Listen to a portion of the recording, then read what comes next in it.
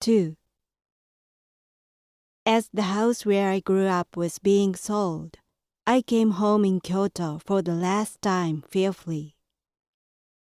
My parents had been constantly sullen from anxiety about money and their future since I left home. Now that they gave up their house and our ancestors' last land, I had wondered how gloomy they were. On the contrary, I was surprised that they were oddly in a good mood. They seemed at ease as if a great weight had been lifted from their shoulders. I hadn't seen them like this for a long time. The main purpose of my visit was sorting out my stuff, to get some keepsakes and mementos of my childhood. I entered my room for the first time in decades. It had become my younger sister's room, who now lived abroad. Some of my old stuff was kept in the mud-walled warehouse that has stood next to the house for several hundred years. This ancient two-story warehouse that my ancestors used generation after generation was also going to be torn down along with the house. The last time I got in there was probably with my late grandfather when I was a child. So this was the first time I got in as a grown-up, and also the last. I found my first stuffed animal downstairs there, and was about to get out with it when my father told me to go upstairs with him. I climbed the steep wooden ladder to the second floor that was more like an attic. It had a small skylight on the plaster wall and tons of dust all around. On the wooden shelves along the wall were an antique balance and bronze weights that used to belong exclusively to a landowner during the Japanese feudal times.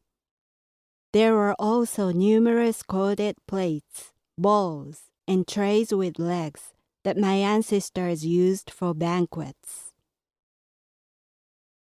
On the entire floor were Japanese traditional huge oblong treasure chests called nagamochi.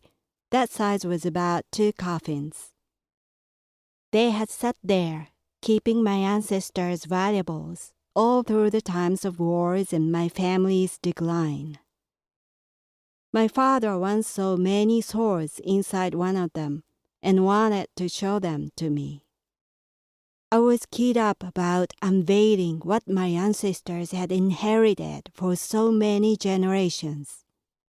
We opened dust-covered chests one by one, but every chest contained the same thing: futon. So many old musty futons appeared from chest after chest.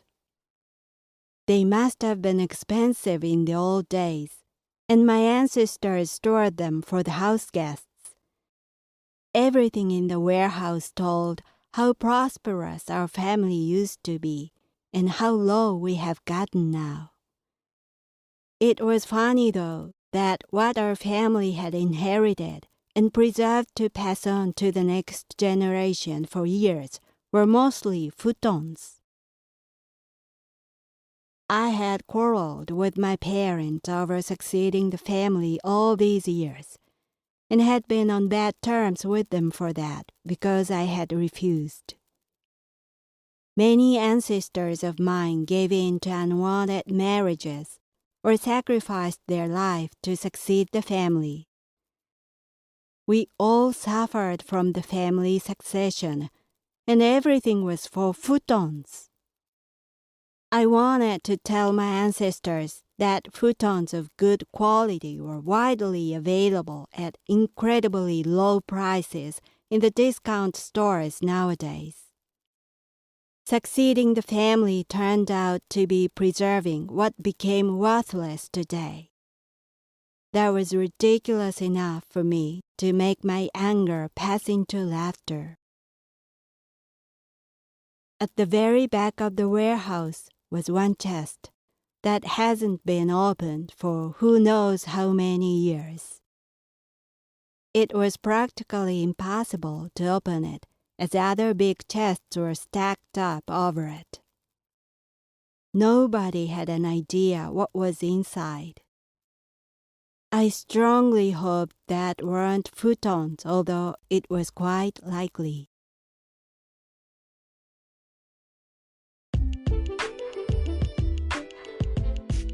英語聞き流しリスニング、英語テキストと MP3 ダウンロード、その他の物語はホームページからお聞きいただけます。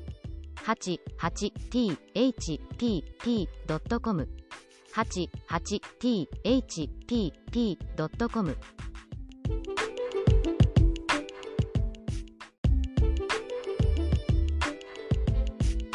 英語聞き流しリスニング、英語テキストと MP3 ダウンロード、その他の物語はホームページからお聞きいただけます。88thpp.com 88thpp.com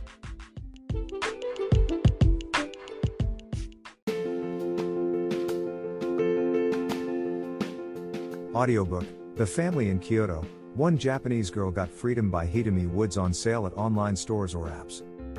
Apple Books, Google Play, Audible, 43 available distributors in total.